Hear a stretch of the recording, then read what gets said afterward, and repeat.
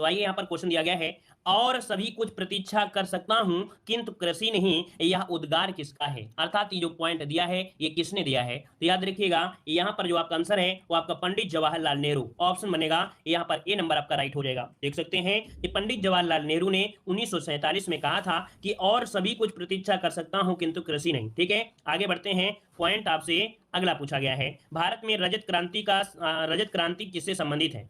चलिए बताइएगा, भारत में रजत क्रांति जो संबंधित है वो आपके किससे संबंधित है। यहाँ पर देख सकते हैं क्वेश्चन पूछे गए हैं, सभी क्वेश्चन प्रीवियस ईयर ही आपको मिलेंगे।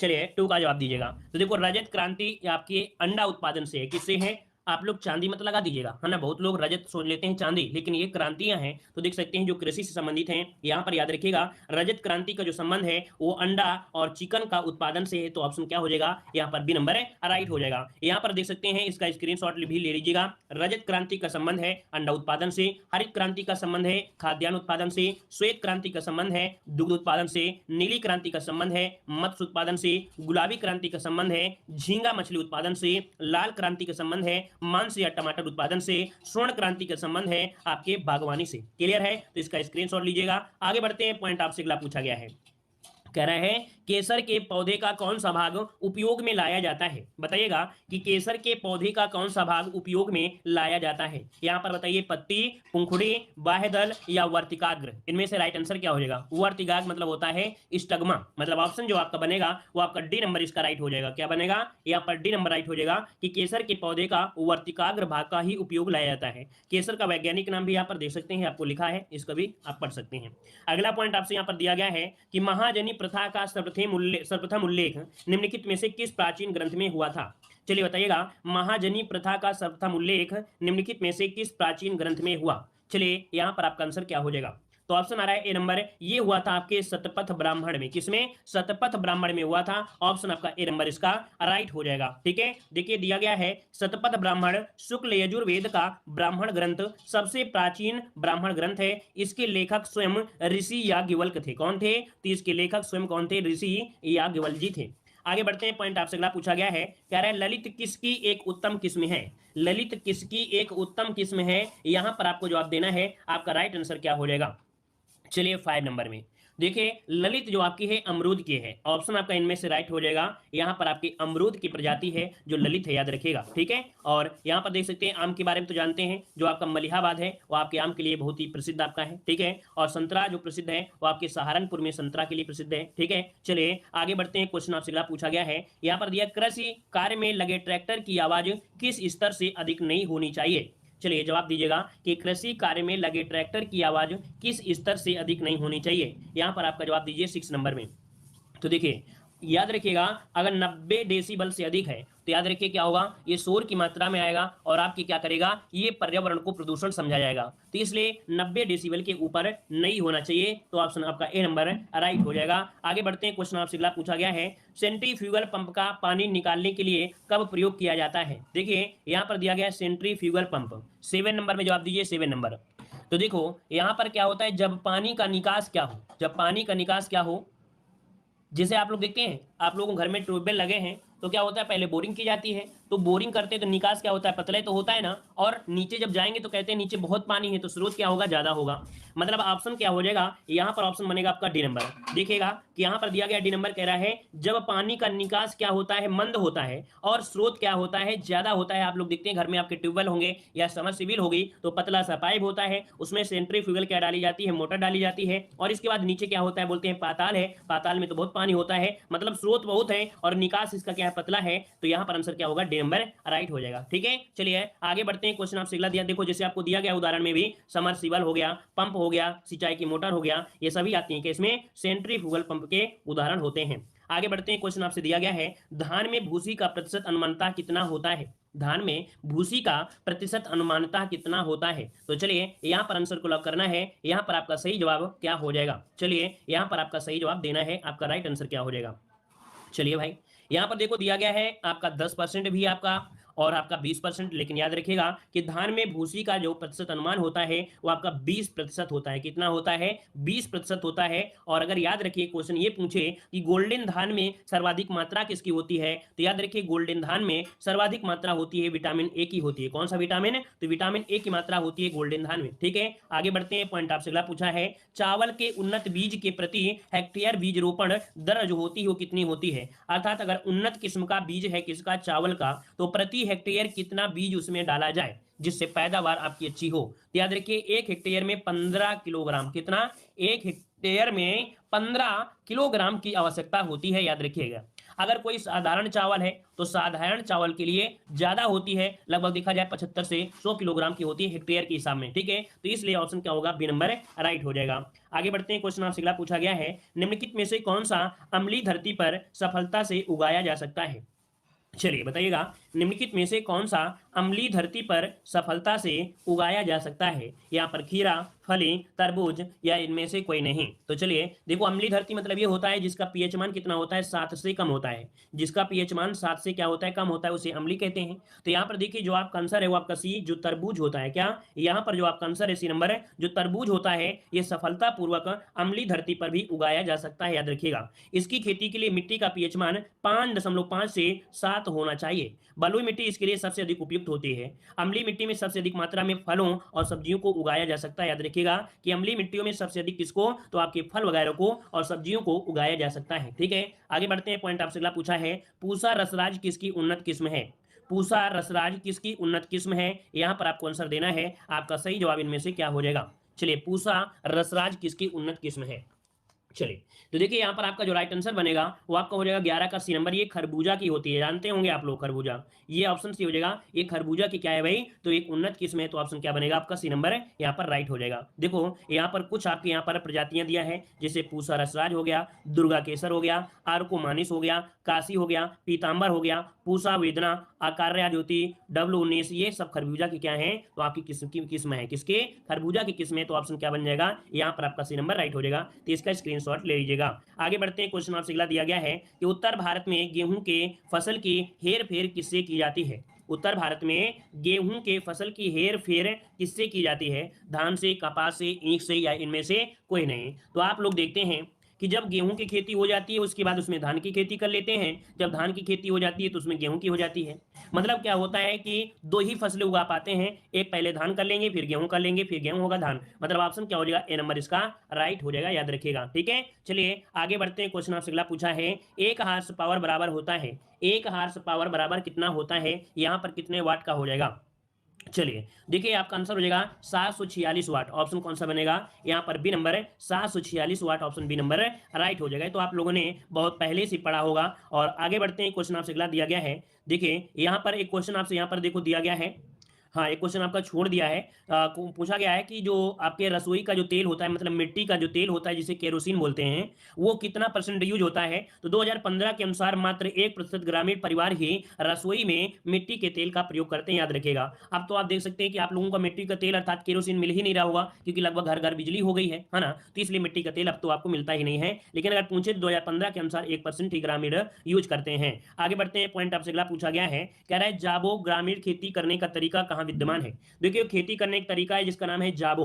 देखिए क्या नाम है भाई? जाबो है। अब ये जो आपका होता है कहां पर होता है? तो ये नागालैंड क्षेत्र में होता है। इसका ऑप्शन बनेगा बी नंबर। नागालैंड क्षेत्र में जाबो खेती आपकी होती है। देख सकते हैं जाबो ग्रामीण खेती, इसमें चावल की खेती की जाती है। नागालैंड की अंगामी उसे होता है, अंगांगी दिया है, अंगामी जनजाति, यह महत्वपूर्ण कृषि प्रणाली प्रचलित है। आगे बढ़ते हैं। क्वेश्चन दिया गया है, किसान चैनल का प्रधानमंत्री द्वारा कब उद्घाटन किया गया था? चलिए बताइएगा, किसान चैनल का प्रधानमंत्री द्वारा कब उद्घाटन किया गया था? 19 का जवाब दीजिएगा।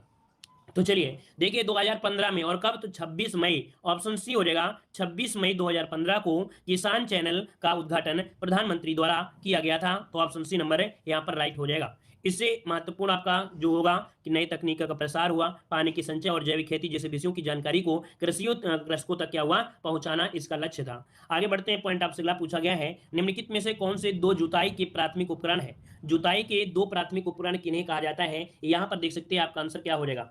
तो चलिए देखो यहाँ पर दिया है आपका क्या? आपका दिया गया है जुताई के 2 प्राथमिक उपकरण। तो भैया प्राथमिक पूछा गया है, तो आप बताइए कि आंसर आंसर क्या हो जाएगा। तो देखो यहाँ पर हैरो दिया गया है, हैरो दिया है, तो क्या हैरो सबसे पहले आपको मिला था क्या? नहीं मिला था। यहाँ पर हैरो नहीं मिला था तो इसको भी नहीं लगाना और इसको भी नहीं लगाना है, तो आंसर क्या होगा? डी नंबर हो जाएगा। मोल्ड बोल्ड हर्ड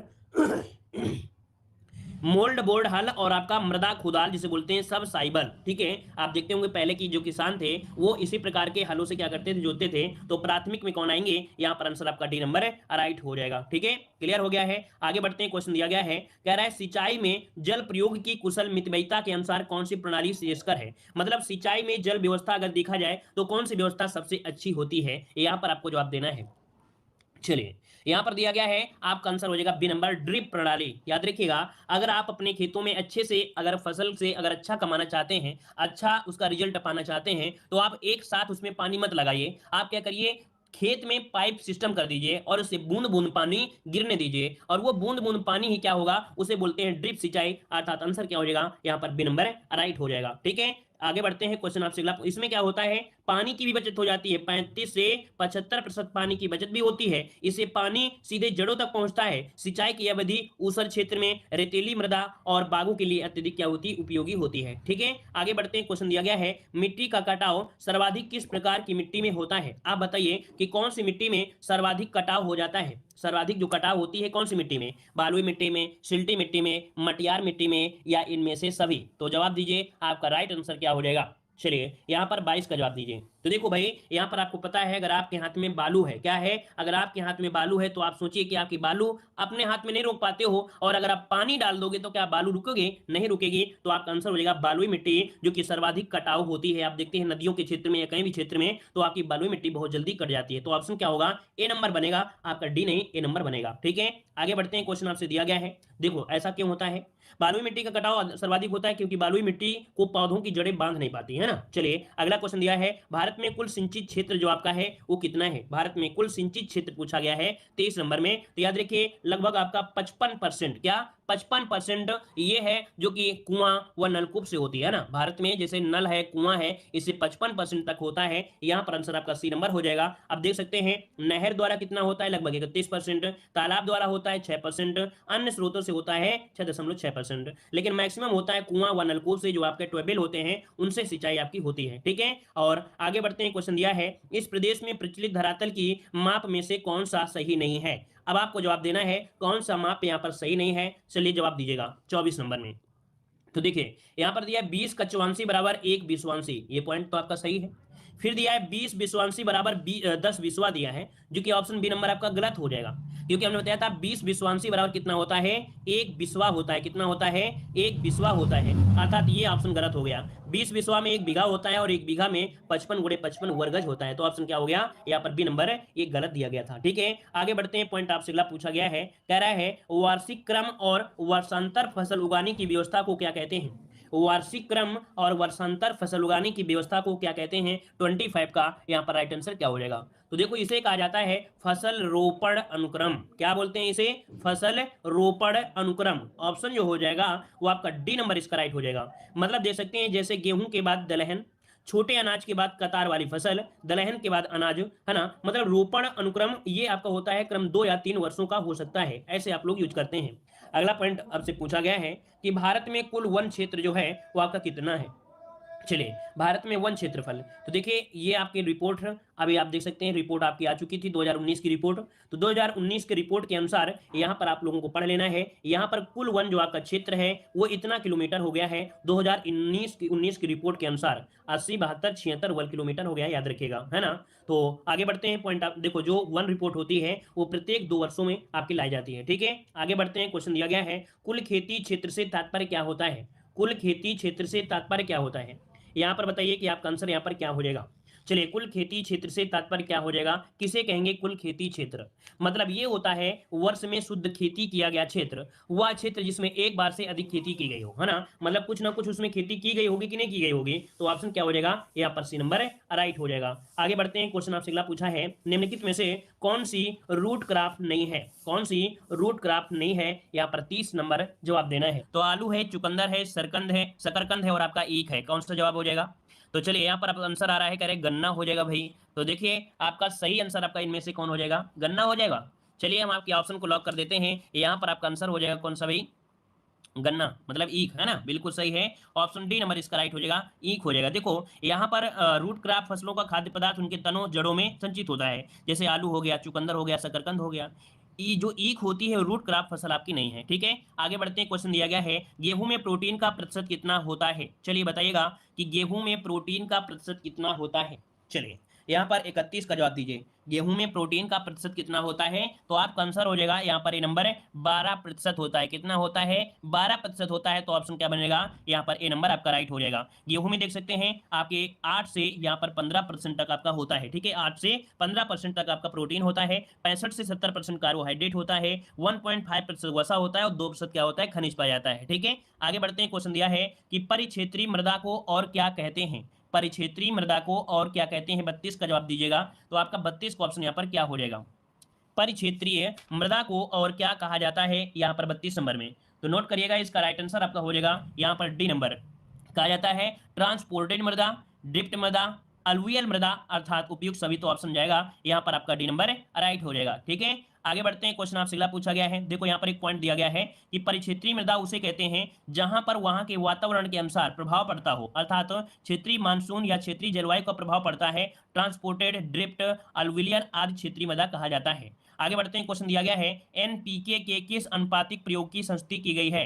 अर्थात यहाँ पर बताइए एनपीके का जो अनुपात होता है वो कितना होता है।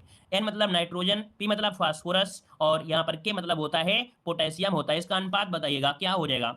तो देखिए यहाँ पर आपका आंसर हो जाएगा कौन सा भाई, आंसर हो जाएगा आपका यहाँ पर जो बी नंबर है, कौन बी, 4:2:1। क्या बताएंगे यहाँ पर 4:2:1 आपको बताना है। याद रखिए 4:2:1 हो जाएगा, है ना। ये बुक में जो आपका क्वेश्चन था वो आपका गलत था, डी दिया था, तो डी नहीं होगा, यहाँ पर बी आंसर होगा, बी नंबर इसका राइट हो जाएगा। क्लियर है, याद रहेगा। चलिए हाँ, देखा जाए वर्तमान में क्या है, खेतों में खनिज तत्व की मात्रा ज्यादा देना पड़ रहा है, तो अब वहीं पर आपका जो कह सकते हैं नाइट्रोजन है उसकी मात्रा बढ़ाकर कितना कर दिया गया है, तो 8 कर दिया गया है। कितना कर दिया है, 8 कर दिया गया है, ठीक है। चलिए आगे बढ़ते हैं, क्वेश्चन दिया गया है कि पूसा रूबी किसकी उन्नत किस्म है। पूसा रूबी किसकी उन्नत किस्म है, यहां पर आपको जवाब देना है। सही जवाब क्या हो जाएगा, 34 नंबर में। चलिए देखिए आपका राइट आंसर हो जाएगा पूसा रूबी है आपके टमाटर की प्रजाति है, किसकी, तो बी नंबर आपका हो जाएगा, ये टमाटर की प्रजाति है। ऑप्शन आपका बी नंबर इसका राइट हो जाएगा। क्या हो जाएगा भाई, टमाटर, इसका याद रखिएगा, टमाटर हो जाएगा, ठीक है। टमाटर की कुछ और भी प्रजातियां हैं, जैसे आपका पूसा हो गया, गौरव हो गया, अर्का सौरभ हो गया, सोनाली हो गया, रश्मि हो गया और आपका अविनाश हो गया, ठीक है। इनको अभी लगातार अभी से नोट करते रहिएगा, क्योंकि ये प्रीवियस ईयर क्वेश्चन पूछे गए हैं, लगभग इसी हिसाब से क्वेश्चन आपके एग्जामों में भी पूछे जाते हैं, बनते हैं, ठीक है। चलिए क्वेश्चन दिया है एक थ्रेसर द्वारा दानों को अधिक नुकसान होता है यदि। अब बताइएगा कि एक थ्रेसर द्वारा दानों का अधिक नुकसान होता है यदि इनमें से क्या किया जाए। कुछ स्टूडेंट हाँ इसमें सब कुछ आता है भाई, आपके इसमें एग्जाम में सब कुछ आता है, तो इस हिसाब से क्वेश्चन है। एक थ्रेसर द्वारा दानों का अधिक नुकसान होता है तो कब होता है, यहाँ पर देखिए कब होता है, जब उसकी गति क्या होती है, ज्यादा होती है। जब उसकी गति क्या होती है, ज्यादा होती है। आप देखते हैं जब खेत में जब गेहूं कतर जाता है, एक दो बोझ बचता है लास्ट में, तो थोड़ा सा तेज चला देते हैं, जिससे क्या होते हैं छोटे छोटे दाना भी बाहर निकल जाते हैं। इससे मतलब ये हुआ कि जब गति अधिक होती है तब दाने ज्यादा चले जाते हैं, उसके साथ में जो छोटे दाने भी होते हैं वो भी उसी के साथ निकल जाते हैं ना, तो नुकसान हो जाता है। आगे बढ़ते हैं, क्वेश्चन आपसे अगला पूछा गया है, यहाँ पर देखो दिया है दीमक को नष्ट करने के लिए सर्वाधिक उपयुक्त रसायन आपका कौन सा है। दीमक को नष्ट करने के लिए उपयुक्त यहाँ पर रसायन आपका कौन सा हो जाएगा। चलिए यहाँ पर आपका आंसर हो जाएगा मोनोक्रोटोफस। देखिए इसका राइट आंसर नोट कर लीजिएगा कि मोनोक्रोटोफस ये दीमक को नष्ट करने वाला आपका रसायन है। ऑप्शन बी नंबर इसका राइट बन जाएगा, ठीक है। यहाँ पर देखो आपसे क्वेश्चन दिया गया है फसल कटाई परीक्षण अर्थात क्रॉप कटिंग एक्सपेरिमेंट किस लिए किए जाते हैं। अगर आपने देखा होगा एग्रीकल्चर जो आपके कॉलेज होते हैं, एग्रीकल्चर कॉलेज होते हैं, वहां पर इस प्रकार के जो फसल कटाई परीक्षण किए जाते हैं, क्यों किए जाते हैं ये बताइए 38 नंबर में। तो देखिए यहाँ पर आपका होता क्या है, आपका उपज का अनुमान लगाने के लिए, है ना। क्या होता है छोटे छोटे यहाँ पर खेत में क्या कर देते हैं, मेड़ बना देते हैं, फिर छोटे छोटे यहाँ पर कह सकते हैं कि खेतों में फसल करते हैं। उससे क्या करते हैं कि कितना कितना बोया गया और कितना उससे तैयार हुआ, तो क्या होता है उपज का अनुमान लगाने के लिए ये फसल कटाई परीक्षण किया जाता है, ठीक है। आगे बढ़ते हैं, क्वेश्चन आपसे अगला पूछा गया है आंवले का सर्वाधिक उत्पादन कहाँ होता है। आंवले का सर्वाधिक उत्पादन कहाँ होता है, 39 का जवाब दीजिएगा भाई। चलिए आंवले का पूछा गया है, आप सभी को पता है आंवले का सर्वाधिक उत्पादन होता है प्रतापगढ़ में। कहाँ होता है, तो प्रतापगढ़ में। ऑप्शन आपका डी नंबर इसका राइट हो जाएगा। आगे बढ़ते हैं, क्वेश्चन आपसे अगला पूछा गया है, देखो आंवले में क्या पाया जाता है, तो विटामिन सी पाया जाता है। अगला क्वेश्चन है खसरा और खतौनी कौन तैयार करता है। खसरा और खतौनी कौन तैयार करता है, 40 का जवाब दीजिएगा। तो देखिए खसरा और खतौनी कौन तैयार करता है, तो हमने आपको बताया था कि आपको यही बताना है, कौन, लेखपाल ओनली बताना है, कानून को में नहीं, तो आपको लेखपाल वाला फोकस करना है। ऑप्शन सी नंबर आपका हो जाएगा। मतलब अब जो क्वेश्चन आपको मिलेंगे तो उसमें लेखपाल वाला ऑप्शन देखने को मिलेगा, यूपी लेखपाल में, है ना। चलिए आगे बढ़ते हैं। क्वेश्चन आपसे अगला पूछा गया है, स्वदेशी हल है, स्वदेशी हल। तो देखिए स्वदेशी जो हल होता है वो क्या होता है, 41 में बताइएगा स्वदेशी हल। तो यहाँ पर हमने इसके पहले भी एक क्लास में बताया था कि प्राथमिक उपकरण होते हैं जुताई वाले, है ना। तो स्वदेशी हल जो आपका है जुताई का एक प्राथमिक उपकरण है, क्या है, जुताई का एक प्राथमिक उपकरण होता है जो आपका स्वदेशी हल होता है। तो ऑप्शन क्या बनेगा यहाँ पर आपका डी नंबर आपका बनेगा, ठीक है ना। चलिए आगे बढ़ते हैं। क्वेश्चन आपसे अगला पूछा गया है, यहाँ पर देख सकते हैं पुराने समय में क्या होता है, जानवर जैसे बैल घोड़ा आदि के हल खींचा करते थे, है ना। लेकिन अब तो क्या भैया, ट्रैक्टर का आ गया जमाना, तो ट्रैक्टर तुरंत लेके जोत देते हैं, है ना। तो वो आपका जो बैल वगैरह खींचते थे वही होते थे। अगला है ईख की अधसाली किस्म की फसल अवधि क्या है। देखो यहाँ पर ईख जो होती है, कभी कभी आपने देखा वो एक बार काट देते हैं, दोबारा फिर से ईख आ जाती है ना। तो ये जो अधसाली किस्म होती है इसको कितने दिन लग जाते हैं, तो इसकी अवधि होती है 18 माह। नोट कर लीजिएगा, इसकी अवधि होती है 18 माह होती है, ठीक है। तो ऑप्शन हो जाएगा बी नंबर, ठीक है। और देखा जाए तो अधसाली जो आपकी रोपण विधि है वो आपके मुख्य रूप से देखा जाए महाराष्ट्र के कम वर्षा वाले क्षेत्रों में किया जाता है। जुलाई होती है आपकी गन्ने की कब, तो आपकी जुलाई महीने में इसका रोपण किया जाता है, ठीक है। आगे बढ़ते हैं। क्वेश्चन आपसे अगला पूछा है, भारत में लगभग 90% सिंचाई क्षेत्र किसके अंतर्गत आपका आता है। भारत में लगभग 90% सिंचाई क्षेत्र किसके अंतर्गत आता है, यहाँ पर 43 को ऑप्शन दीजिएगा। तो देखिए यहाँ पर सिंचाई क्षेत्र आता है कौन सी, सतही क्षेत्र। मतलब क्या होता है, यहाँ पर जो आंसर बनेगा वो आपका डी नंबर हो जाएगा। भारत में क्या होता है, एक खेत होता है, खेत के किनारे से पानी लगा देते हैं और जाने देते हैं चारों तरफ से, तो सतही उसको बोलते हैं। तो ऑप्शन क्या हो जाएगा, डी नंबर आपका राइट हो जाएगा। अगला क्वेश्चन आपसे यहाँ पर दिया गया, देखो आपसे यहाँ पर पॉइंट दिया है, अगर नलकूप कुआं पूछे तो आपका इतना परसेंट होता है ना, और आपके नहर से देखे तो इतना परसेंट होता है, तालाबों से सिर्फ 6% लगभग होता है। भारत की जो मानसून है वो कृषि पर निर्भर करती है, ठीक है। मुख्य स्रोत देखा जाए तो वर्षा का जल ही होता है। आगे बढ़ते हैं। क्वेश्चन दिया गया है, निम्नलिखित में से कौन सा वृक्षी सब्जी है। अब बताइए इनमें से कौन सी वृक्षी सब्जी है, बसेला, मेथी, करी पत्ता या भारतीय पालक। चलिए यहाँ पर कौन सी है वृक्षी सब्जी, तो ऑप्शन देखिए सी नंबर करी पत्ता, है ना। करी पत्ता आपने देखा है कि नहीं देखा है, कढ़ी वगैरह बनती है जिसे राशन कहीं कहीं पर बोलते हैं, है ना। तो याद रखिए जो करी पत्ता होता है मधुमेह रोग के लिए लाभदायक होता है, जिसमें जो मधुमेह रोग का अर्थात डायबिटीज का बीमारी होता है, बीमार होता है ना, तो उस रोगी के लिए करी पत्ता क्या होता है, बहुत ही लाभदायक होता है। तो ऑप्शन आपका सी नंबर इसका राइट हो जाएगा। अगला क्वेश्चन दिया है कि तेज हवा की गति कितनी होती है। तेज हवा की गति जो होती है वो कितनी होती है, यहाँ पर 20 मील प्रति घंटा, 30 मील, 40 मील या 15 मील। तो आप लोग क्या जवाब देंगे, तो देखिए तेज हवा की गति होती है 30 मील प्रति घंटा, इसका ऑप्शन देना है बी नंबर, ठीक है। यहाँ पर आपका आंसर देना है बी नंबर, 30 मील प्रति घंटा होती है, याद रखेगा, ठीक है। देखो यहाँ पर दिया गया है कि 25 से 30 मील घंटा हो जाएगा, है ना। अगला क्वेश्चन आपसे दिया गया है, कह रहा है भारत में कुल कितने गांव हैं। तो देखो यहाँ पर भारत में कुल कितने गांव हैं, मैक्सिमम जो ऑप्शन आपका है वही आप लोग लगा सकते हैं, क्यों, क्योंकि जनगणना 2011 के अनुसार ही तो आप बताएंगे, है ना। जनगणना 2011 के अनुसार तो आप लोग बताएंगे, तो आपका ऑप्शन सी नंबर इसका राइट हो जाएगा। वैसे 2018 में भी क्या है, एक आपकी रिपोर्ट आई थी जो कि विश्व बैंक द्वारा जारी की गई थी, आपका वर्ल्ड ऑर्गेनाइजेशन रिवीजन, ठीक है, जिसमें क्या हुआ, भारत में ग्रामीण जनसंख्या कितना 6% आपकी है। आगे बढ़ते हैं। क्वेश्चन दिया गया है, भारत में कितने प्रतिशत ग्रामीण घरों को बिजली सुलभ है। अब आप बताइए कि ये क्वेश्चन जो आपका है 2015 का था, लेकिन अब आप कहेंगे कि लगभग देखा जाए अब यहाँ पर गांव में भी क्या है, बिजली अब आपकी ज़्यादा हो गई है। तो देखो यहाँ पर दिया गया है अपडेट मई 2020 के आंकड़ों के अनुसार भारत में लगभग 90% ग्रामीण घरों में क्या हो गई है, बिजली पहुंच गई है ना। तो अब आप देख सकते हैं 90% ये अपडेटेड में आपका हो गया है, क्लियर हो गया है। आगे बढ़ते हैं। क्वेश्चन दिया है, भारत में मिट्टी के तेल का खुदरा मूल्य कितना है। तो भाई मिट्टी का तेल पूछा गया है, खुदरा मूल्य पूछा गया है, कितने रुपए में है, यहाँ पर जवाब दीजिएगा 48 नंबर में। तो देखो ये भी अब आपको पता है मिट्टी के तेल तो ज़्यादा मिलता नहीं है, मार्केट में जाओगे तो आप काफ़ी ज़्यादा इसका रेट आपका हो चुका है। देखो 2020 में मिट्टी तेल का मूल्य कितना हो गया है, 47 से 58 रुपया प्रति लीटर हो गया है। कितना, 47 से लेकर 58 रुपया प्रति लीटर हो गया है। अब तो आपका इसका रेट और ज़्यादा हो गया होगा, 2021 है ना, तो इसका रेट कम से कम ये समझिए कि 65 रुपये तक इसका रेट आपका पहुंच गया होगा, 65-70, ठीक है। और अब तो मिलता भी नहीं है, लेकिन फिर भी कुछ लोग तो यूज करते ही होंगे, ऐसा तो नहीं हो गायब हो गया होगा धरती से, है ना। चलिए आगे बढ़ते हैं। क्वेश्चन दिया गया है, जनगणना 2011 के अनुसार ग्रामीण भारत की जो आबादी है वो कितनी है। चलिए यहाँ पर आपको बताइएगा कि जनगणना 2011 के अनुसार ग्रामीण भारत की जो आबादी है वो आपकी कितनी है। यहाँ पर आपका आंसर हो जाएगा कौन सा भाई, यहाँ पर 49 का जवाब दीजिएगा, 49 नंबर में। तो 49 का ऑप्शन यहाँ पर आपका राइट हो जाएगा, ए नंबर। यहाँ पर 83.3 करोड़ इसका राइट आंसर आपका बन जाएगा, ठीक है। अब यहाँ पर देख सकते हैं कि आपके 83.3 करोड़ आपकी जनसंख्या है। शहरी जनसंख्या देख सकते हैं 37.7 हो जाएगा, अर्थात 31.6% हो जाएगा। आगे बढ़ते हैं। क्वेश्चन दिया गया है, बहुप्रचलित सिंचाई का स्रोत कौन सा है। बहुप्रचलित सिंचाई का जो स्रोत है वो आपका कौन सा है 50 नंबर में। यहाँ पर सही जवाब क्या हो जाएगा? यहाँ पर ट्यूबवेल बेल है, मतलब ट्यूबवेल, तालाब, कुआं या नहर, इनमें से क्या बनेगा? तो यहाँ पर देखिए जो आपका ट्यूबवेल है, क्या है? ट्यूबवेल है, यहाँ पर आपका सिंचाई का स्रोत है, ऑप्शन ए नंबर इसका राइट हो जाएगा। आगे बढ़ते हैं, क्वेश्चन आपसे अगला पूछा गया है। यहाँ पर देखिए अगला क्वेश्चन दिया गया है कि ग्रामीण भारत में प्रत्येक वर्ष कितने प्रतिशत टीवी सेटों की बिक्री होती है? तो भैया आप बताइए, अब टीवी लेते हैं कि एलसीडी लेते हैं? आप बताइए भाई। टीवी तो कोई नहीं लेता होगा, अब तो टीवी कोई नहीं लेता होगा, है ना? मतलब यहाँ पर टीवी वाला जो ऑप्शन है वो आपको यहाँ पर हटा देना है। इसका अपडेटे में आप देख सकते हैं टीवी वगैरह ज़्यादा नहीं लेते हैं, अब एलसीडी वगैरह इस तरह की चीज़ें अब ज़्यादा लेते हैं। हाँ, क्वेश्चन ये बन सकता है कि टीवी का आविष्कार किसने किया था? तो जे एल बेयर्ड ने किया था। क्या? यहाँ पर जे एल बेयर्ड ने किया था। तो याद रखिए यहाँ पर ये पॉइंट आपको नोट कर लेना है, ठीक है। अगला क्वेश्चन दिया है, हरित क्रांति का लाभकारी वरदान किन क्षेत्रों या किन फसलों के लिए हुआ था? मतलब हरित क्रांति जो हुई थी, है ना, ये लाभकारी हुई, वरदान साबित हुई थी, वो किन विशेष फसलों के लिए हुई थी? गेहूं चावल, बिल्कुल सही है। यहाँ पर गेहूं और चावल के लिए तो ऑप्शन सी नंबर इसका राइट हो जाएगा। आगे बढ़ते हैं, क्वेश्चन आपसे दिया गया है। यहाँ पर देखिए अगर क्वेश्चन पूछे कि भारत में जो देख सकते हैं कि जो आपके थे, वो आपके कौन थे जो कह सकते हैं हरित क्रांति का जनक कहा जाता है?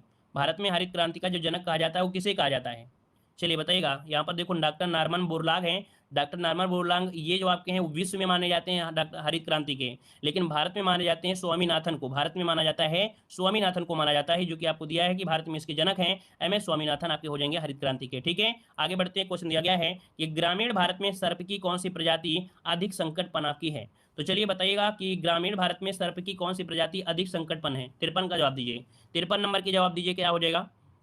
तो चलिए यहाँ पर देखिए घरों में क्या होता है, घरों में जो होते हैं कौन से, तो आपके रसेल वाइपर, कौन? रसेल वाइपर हैं। अदर जो आपके जो सांप होते हैं वो जंगल वगैरह में आपको ज़्यादा मिल जाएंगे, लेकिन अब घर जो हो गए हैं वो पक्के हो गए हैं। क्या? घर जो हो रहे हैं लगभग पक्के हो रहे हैं, तो कच्चे घर तो कम हो रहे हैं, है ना? तो वहाँ पर चूहे छिपने की भी जगह नहीं मिलती है। मतलब यहाँ पर रसेल वाइपर है, ये आपकी संकटपन है, तो ऑप्शन क्या हो जाएगा? यहाँ पर डी नंबर इसका राइट हो जाएगा, ठीक है। चलिए आगे बढ़ते हैं, क्वेश्चन आपसे अगला पूछा गया है कि अधिया और बटैया शब्दों का प्रयोग किस अभिप्राय में किया जाता है? अधिया और बटैया शब्दों का प्रयोग किस अभिप्राय से किया जाता है? यहाँ पर जवाब दीजिए, 54 का आपका राइट आंसर क्या हो जाएगा?